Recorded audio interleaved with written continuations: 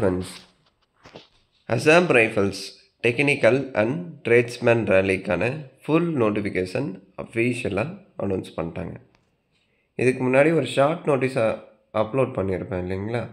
அதில் நிறைய பேர் இது ஃபேக் ப்ரோ, இது ஆல்ரெடி நீங்கள் அப்லோட் பண்ணியிருந்தீங்க அந்த மாதிரி சொல்லியிருந்தாங்க. ஃபேக் வீடியோ போட்டு உங்களை ஏமாற்றணும்னு அவசியமே இல்லை, சரிங்களா? ஒரு விஷயம் வருது அப்படின்னா மேக்ஸிமம் அது 100% ரியலாக இருந்தால் மட்டும்தான் நம்ம சேனலில் அப்லோட் பண்ணுவோம். பட் நிறைய பேர் அப்படி சொல்லிட்டீங்க, எனக்கு உண்மையில் கொஞ்சம் கஷ்டமாக தான் இருந்தது. சரி, அதை விடுங்க. நிறைய பேர் எதிர்பார்த்த இந்த Assam rifles technical and tradesman rally 2025க்கான ஃபுல் நோட்டிஃபிகேஷன் அஃபீஷியலாக அனௌன்ஸ் பண்ணிட்டாங்க. இந்த பிடிஎஃப் தேவைப்பட்ட நம்ம டெலிகிராம் சேனலில் இருக்கும். Telegram channel link as usual டிஸ்கிரிப்ஷனில் இருக்கும். ஜாயின் பண்ணி டவுன்லோட் பண்ணிக்கோங்க. ஸோ ஆன்லைன் அப்ளிகேஷன் எப்போ ஓப்பன் பண்ணியிருக்காங்க? ஆல்ரெடி ஓப்பன் பண்ணிட்டாங்க.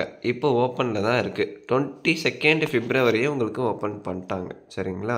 ஸோ லாஸ்ட் டேட் March 22க்குள்ளே நீங்கள் அப்ளை பண்ணி முடிச்சிடணும். இது வந்து group B and group C posting announce பண்ணியிருக்காங்க. ஆண்கள் பெண்கள் 2 பேருமே அப்ளை பண்ணலாம். ஸோ இதுக்கான ரேலி எப்போ கண்டக்ட் பண்ணுறாங்க? அந்த செலெக்ஷன் ப்ராசஸ் எல்லாமே April 3rd இல்லைனா 4th வீக் வந்து உங்களுக்கு கண்டக்ட் பண்ண ஆரம்பிச்சிருவாங்க. மேல் அண்ட் ஃபீமேல் 2 பேருமே அப்ளை பண்ணிக்கலாம். என்ன ஏஜ் இருக்கணும், என்னென்ன போஸ்டிங் அனௌன்ஸ் பண்ணியிருக்காங்க, குவாலிஃபிகேஷன் எல்லாமே 1 by 1 டீட்டெயிலாக பார்க்கலாம். சரி ப்ரோ, எந்த வெப்சைட்டில் போய்ட்டு நாங்கள் அப்ளை பண்ணுறது அப்படின்னா www.assamrifles.government.in இந்த வெப்சைட்டில் போய்ட்டு இப்போ நீங்கள் ஆன்லைனில் அப்ளை பண்ண ஸ்டார்ட் பண்ணிக்கலாம். அப்ளிகேஷன் ஓப்பனில் தான் இருக்குது. உங்களுக்கு அப்ளை வீடியோ தேவைப்பட்டால் சொல்லுங்கள், கன்ஃபார்மாக நான் அப்லோட் பண்ணுறேன். அது உங்கள் ரெஸ்பான்ஸை பொறுத்து தான். எத்தனை லைக்கு, எத்தனை ஷேரு, எத்தனை பேர் கமெண்ட் பண்ணுறீங்க, அதை பொறுத்து தான் நான் அப்ளை வீடியோ அப்ளை பண்ணுவேன். ஸோ அடுத்த அப்ளிகேஷன் ஃபீஸ் பாருங்கள். இது 2 விதமாக பிரிச்சுருக்காங்க. நீங்கள் குரூப் பி போஸ்ட்டுக்கு அப்ளை பண்ணுறீங்க அப்படின்னா ₹200 நீங்கள் பே பண்ணணும். இதுவே நீங்கள் குரூப் சி போஸ்ட்டுக்கு அப்ளை பண்ணுறீங்க அப்படின்னா ₹100 பே பண்ணணும், சரிங்களா? அது என்னென்ன குரூப் பி போஸ்டிங் எதில் வரும், குரூப் சி போஸ்டிங்கில் என்னென்ன போஸ்டிங் வரும், குரூப் பியில் என்னென்ன போஸ்டிங்கு, குரூப் சியில் என்னென்ன போஸ்டிங்கு, அது எல்லாமே கீழே உங்களுக்கு கொடுத்துருக்காங்க. நம்ம தொடர்ந்து பார்க்கலாம். ஸோ செலெக்ஷன் ப்ராசஸில் கண்டிப்பாக ஃபிசிக்கல் இருக்கும். Physical standard, physical efficiency, written, document, medical examination, இது எல்லாமே நாகாலாண்டில் தான் உங்களுக்கு கண்டக்ட் பண்ணுவாங்க. சென்டர் எல்லாமே சுக்கோவி நாகாலாண்டில் இருக்கும் அப்படின்னு சொல்லியிருக்காங்க. அந்த இடத்துல போயிட்டு தான் நீங்கள் செலெக்ஷன் எல்லாமே அட்டன் பண்ணுற மாதிரி இருக்கும். அந்த இடத்துல போய்ட்டு என்னால் அட்டன் பண்ண முடியும், நான் ரெடி அப்படின்னா கம்பல்சரி நீங்கள் அப்ளை பண்ணலாம். எனக்கு சென்டர் எங்கே வேணாலும் இருக்கட்டும், நான் இதுக்கு அப்ளை பண்ணணும், செலெக்ஷன் சென்டர் போய்ட்டு நான் அட்டன் பண்ணணும், இதை கிளியர் பண்ணணும் அப்படின்னா கன்ஃபார்மாக நீங்கள் இதுக்கு அப்ளை பண்ணலாம். அடுத்து பாருங்கள், ஒரு அப்ளிகேஷன் தான் நீங்கள் அப்ளை பண்ணணும். அதாவது நீங்கள் அப்ளை பண்ணுறப்பையோ ரிஜிஸ்டர் பண்ணுறப்பையோ பேர் வந்து தப்பாக இருக்குது அப்படின்னு சொல்லிட்டு இன்னொரு முறை அப்ளை பண்ணக்கூடாது. அது எந்த ஒரு ரெக்ரூட்மெண்ட்டாக இருந்தாலும் சரிங்களா? அப்படி பண்ணிங்கன்னா அது டூப்ளிகேட் ரிஜிஸ்ட்ரேஷனாக சிஸ்டம் வந்து அதை கன்சிடர் பண்ணும். அதனால் எப்போவுமே நீங்கள் தப்பே பண்ணியிருந்தால் கூட அப்படியே விட்டுருங்க. ஒரு தடவை அப்ளை பண்ணிவிட்டு அப்படியே விட்டுருங்க. மறுபடியும் இன்னொரு முறைலாம் அப்ளை பண்ணாதீங்க. மேக்ஸிமம் தப்பு வர்றதுக்கான வாய்ப்பு வந்து குறைவாக இருக்கிற மாதிரி பார்த்துக்கோங்க. அப்படி பதட்டப்பட்டு நீங்கள் அப்ளை பண்ணணும்னு அவசியமே இல்லை. எப்போ நீங்கள் ஃப்ரீயாக ரிலாக்ஸாக இருக்கீங்களோ அப்போ 1 by 1 செக் பண்ணிக்கோங்க. உங்கள் மார்க் ஷீட் படி உங்களுடைய நேமு, டேட் ஆஃப் பர்த் எப்படி இருக்கோ அதே மாதிரி நீங்கள் அப்ளை பண்ணுங்கள், சரிங்களா? நான் அப்ளை வீடியோ அப்லோட் பண்ணுறேன். அதை வேணால் நீங்கள் பார்த்துட்டு அதை ரெஃபரன்ஸாக வச்சுட்டு நீங்கள் அப்ளை பண்ணிக்கலாம். சரி, என்ன ஏஜ் இருக்கணும் அப்படின்னா இங்கே பாருங்கள், உங்களுக்கு ஏஜ் ரிலாக்ஸேஷன் இதில் கொடுத்துட்டாங்க. 18லேருந்து 25, 18லேருந்து 23, அது போஸ்டிங்கை பொறுத்து மாறும். ஸோ அதுக்கு மேலே உங்களுக்கு ஏஜ் பார் ஆகிடுச்சு அப்படின்னா SC/STக்கு 5 years, OBCக்கு 3 years வந்து கொடுத்துருக்காங்க. அடுத்து ஸோ முதல்ல ஃபிசிக்கல் ஸ்டாண்டர்ட் டெஸ்ட் வந்து கண்டக்ட் பண்ணுறாங்க. இந்த நையப் சுபேதார், எலக்ட்ரிக்கல் மெக்கானிக்கு, வாரண்ட் ஆஃபீஸர் டிராஃப்ட்ஸ்மேனு, அதே மாதிரி warrant officer operation theatre, rifle menu, rifle line menu, rifle engineer, இந்த மாதிரி நிறைய போஸ்டிங் இருக்குது. 10th பாஸ் பண்ணவங்க, 10th with ITI, 12th diploma degree எல்லாருமே வந்து அப்ளை பண்ணிக்கலாம். போஸ்டிங் அதாவது உங்களுடைய போஸ்டிங்கை பொறுத்து குவாலிஃபிகேஷன் மாறும். இப்போ இந்த போஸ்ட்டுக்கான ஃபிசிக்கல் வந்து கொடுத்துருக்காங்க. ஃபிசிக்கல் ஸ்டாண்டர்ட் டெஸ்ட் ஃபார் அப்படின்னு சொல்லிட்டு ஒரு சில போஸ்டிங் கொடுத்துருப்பாங்க, அதை செக் பண்ணிக்கோங்க.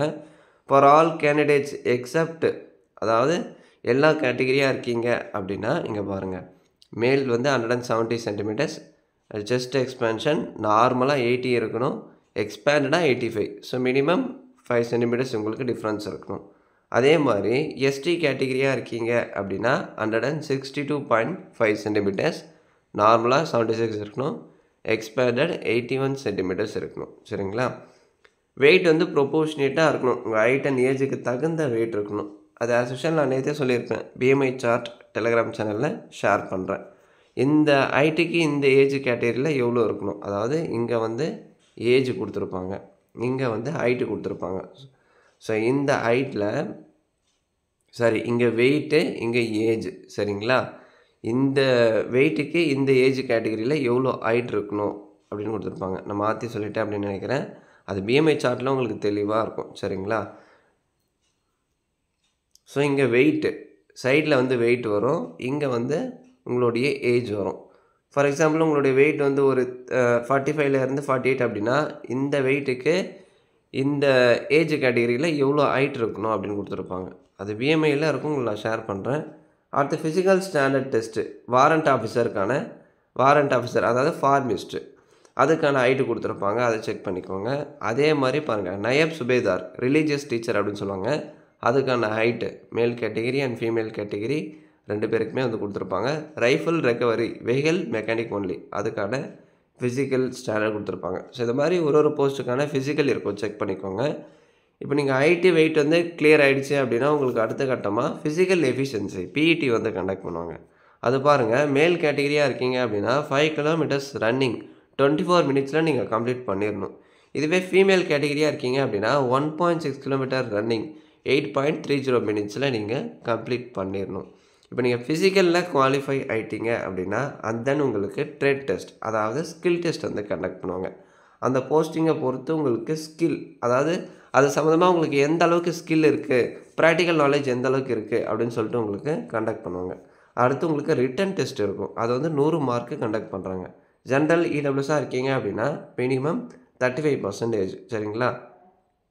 இதுவே எஸ்சி எஸ்டி ஓபிசியாக இருக்கீங்க அப்படின்னா 33% எடுத்தால் போதும், ரிட்டன் எக்ஸாமில் நீங்கள் பாஸ் ஆகலாம். மினிமம் பாஸ் பர்சன்டேஜ் தான், இதுக்கு மேலே அதிகமாக எடுத்தால் தான் நீங்கள் செலக்ட் ஆக முடியும். ஸோ ரிட்டன் டெஸ்ட்டுக்கான சிலபஸ் நான் டெலிகிராமில் ஷேர் பண்ணுறேன். ரிட்டன் டெஸ்ட்டு கிளியர் பண்ணிட்டீங்க அப்படின்னா டீட்டெயில்டு மெடிக்கல் எக்ஸாம் தென் உங்களுக்கு ஃபைனல் மெரிட் லிஸ்ட்டு ட்ரைனிங்க்கு வந்து கால் பண்ணுவாங்க. செலெக்ஷன் இப்படி தான் இருக்கும். ஓகேங்களா? சேலரி இதெல்லாம் மென்ஷன் பண்ணல, சேலரி இன்னொரு நோட்டிஃபிகேஷன் ரிலீஸ் பண்ணுவாங்க, அதில் இருக்கும். ஸோ அடுத்து வேக்கன்சிஸ் இப்போதைக்கு ஒரு 215 சம்திங் கொடுத்துருக்காங்க இல்லையா, அது இன்க்ரீஸும் ஆகலாம், டிக்ரீஸும் ஆகலாம். அது அவங்களுடைய டெசிஷனை பொறுத்து இருக்குது, அட்மினிஸ்ட்ரேஷன் டெசிஷனை பொறுத்து இருக்குது. தவிர்க்க முடியாத காரணங்களில் திடீர்னு இந்த நோட்டிஃபிகேஷனை அவங்க கேன்சலும் பண்ணலாம், அதுக்கான அதிகாரமும் எங்களுக்கு இருக்குது அப்படின்னு சொல்லியிருக்காங்க. சரிங்களா? So trade applicable for Assam rifleman. இப்போ பாருங்கள், இங்கே ஹெல்ப்லைன் நம்பர் கொடுத்துருக்காங்க, உங்களுக்கு டவுட் இருந்தால் இதுக்கும் நீங்கள் காண்டாக்ட் பண்ணலாம். இப்போ ஏஜ் என்ன படிச்சிருக்கணும் அதை நம்ம டீட்டெயிலாக பார்க்கலாம். ஸோ ட்ரேடு ரிலீஜியஸ் டீச்சர், இதுக்கு பாருங்கள், கிராஜுவேஷன் இன் மத்தியமா, அதாவது கிராஜுவேஷன் மத்தியமா இன் சான்ஸ்கிரிட், கிராஜுவேஷன் வந்து கம்ப்ளீட் பண்ணியிருக்கணும். எதில் அப்படின்னா மத்தியமா இன் சான்ஸ்கிரிட்டாக இருக்கலாம், பூஷனாக இருக்கலாம், அதாவது ஹிந்தி லாங்குவேஜ். ஓகேங்களா? இதுக்கு 18லேருந்து 30, இது உங்களுக்கு எலிஜிபிள் இல்லை. ட்ரேடு ரேடியோ மெக்கானிக், இதுக்கு மேல்ஸ் மட்டும் தான் அப்ளை பண்ண முடியும். இதுக்கு என்ன படிச்சிருக்கணும் அப்படின்னா 10th with diploma in electrical, electronics, telecommunication R computer, mechanical engineering. So இது சம்மந்தமாக, அதாவது 10th வித் டிப்ளமோ கம்ப்ளீட் பண்ணியிருக்கணும் அந்த ரெலவெண்ட் டிசிப்ளினில். சரிங்களா? இதுக்கு 18லேருந்து 25 ஏஜுக்குள்ளே இருக்கணும். 12th முடிச்சிருக்கீங்க, 12th or equivalent with physics, chemistry, maths complete பண்ணியிருந்தால் அப்ளை பண்ணிக்கலாம். அடுத்து லைன்மேன் ஃபீல்டு, இதுக்கு ஆண்கள் மட்டும்தான் அப்ளை பண்ண முடியும். 10th பாஸ் பண்ணியிருக்கணும், 10th pass with ITI electrician முடிச்சிருந்தால் அப்ளை பண்ணலாம். 18லேருந்து 23. சரிங்களா? அடுத்த ட்ரேடு இன்ஜினியர் எக்யூப்மெண்ட் மெக்கானிக் அப்படின்னு சொல்லுவாங்க, 10th பாஸ் பண்ணியிருக்கணும், 10th pass with ITI certificate இருக்கணும் எக்யூப்மெண்ட் மெக்கானிக் ட்ரேடில். 18லேருந்து 23. அடுத்து எலக்ட்ரிஷியன் மெக்கானிக் வெஹிக்கல், இதுக்கு 10th பாஸ் பண்ணியிருக்கணும் வித் ஐடிஐ மோட்டார் மெக்கானிக்கில் முடிச்சதை அப்ளை பண்ணிக்கலாம். அடுத்த ரெக்கவரி வெஹிக்கல் மெக்கானிக், இதுவும் சேம் தான், 10th pass with ITI in respective ட்ரேடில் வந்து நீங்கள் கம்ப்ளீட் பண்ணியிருக்கணும். அப்போல்ஸ்டர் அப்படின்னு சொல்லுவாங்க, இதுக்கு 10th பாஸ் பண்ணியிருக்கணும் ப்ளஸ் அந்த ட்ரேடில் நீங்கள் ஐடிஐ முடிச்சிருக்கணும். மெஜாரிட்டி இதில் ஐடிஐ கேட்டிருக்காங்க. ஸோ ஐடிஐ முடித்தவங்க தான் அப்ளை பண்ண முடியுமா அப்படின்னா அப்படின்லாம் இல்லை,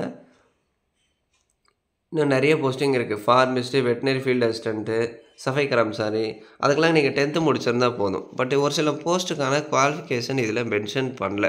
ஒரு சில போஸ்ட்டுக்கு மட்டும்தான் கொடுத்துருக்காங்க. அதை வந்து நான் அடுத்த வீடியோவில் குவாலிஃபிகேஷன் வந்து டீட்டெயிலாக சொல்கிறேன். சரிங்களா? ஸோ இப்போ பாருங்கள் என்னென்ன போஸ்டிங் இருக்குது, அதுக்கு டோட்டலான வேக்கன்சி என்ன, கேட்டகரி வைஸ் வேக்கன்சி என்ன, எல்லாமே இதில் தெளிவாக இருக்கும். ஸோ செக் பண்ணிக்கோங்க. ஸோ இதில் குவாலிஃபிகேஷன் இதிலே கொடுத்துருக்காங்க. சாரி, நான் இதை வந்து பார்க்கல. Trade vehicle mechanic fitter. So இதுக்கு என்ன முடிச்சிருக்கணும்? 10th pass with English, maths, science and diploma. ஓகேங்களா? ஸோ 10th முடிச்சிருக்கணும். ஏதாவது ஒரு டிசிப்ளினில் டிப்ளமோ இல்லைனா ஐடிஐ கம்ப்ளீட் பண்ணியிருந்தால் இந்த ட்ரேடு வெஹிக்கிள் மெக்கானிக் ஃபிட்டருக்கு நீங்கள் அப்ளை பண்ணிக்கலாம். அடுத்து டிராஃப்ட்ஸ்மேன் அப்படின்னு சொல்லுவாங்க. இதுக்கு என்ன படிச்சிருக்கணும் அப்படின்னா 12th முடிச்சிருக்கணும். ப்ளஸ் அது போக டிப்ளமோ இன் 3 இயர் கம்ப்ளீட் பண்ணியிருக்கணும் அப்படின்னு சொல்கிறாங்க. சரிங்களா? ஆர்கிடெக்சரல் அசிஸ்டன்ட்ஷிப்பில் அதை பார்த்துக்கோங்க. அடுத்து எலக்ட்ரிக்கல் அண்ட் மெக்கானிக்கல். இதுக்கு bachelor degree electrical and mechanical or சிவிலில் பேச்சுலர் டிகிரி முடிச்சிருந்தா அப்ளை பண்ணலாம். ப்ளம்பருக்கு கண்டிப்பாக ஐடிஐ கம்ப்ளீட் பண்ணியிருக்கணும். ஆப்ரேஷன் தியேட்டர் டெக்னீஷியன் இதுக்கு diploma in operation theatre complete பண்ணியிருக்கணும். +2 முடிச்சுட்டு. சரிங்களா? அடுத்து ஃபார்மிஸ்ட்டுக்கும் அதே தான், +2 முடிச்சிருக்கணும். +2 degree or diploma in pharmacy complete பண்ணியிருந்தால் அப்ளை பண்ணலாம். கீழே ஏஜ் இருக்கும், செக் பண்ணிக்கோங்க. எக்ஸ்ரே அசிஸ்டண்ட் அப்படின்னு சொல்லுவாங்க. இதுக்கு நீங்கள் +2 வித் டிப்ளமோ இன் ரேடியாலஜி முடிச்சிருக்கணும்.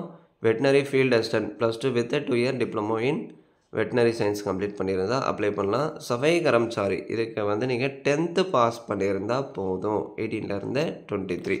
ஸோ இதை தாண்டி உங்களுக்கு ஏதாச்சும் டவுட்ஸ் இருந்தால் நீங்கள் கமெண்ட் பண்ணுங்கள், இல்லை வாட்ஸ்அப்பில் கேளுங்க. இந்த வீடியோவை நிறைய பேருக்கு ஷேர் பண்ணுங்கள். பிடிச்சிருந்தா ஒரு லைக் எடுத்து கமெண்ட் பண்ணுங்கள்.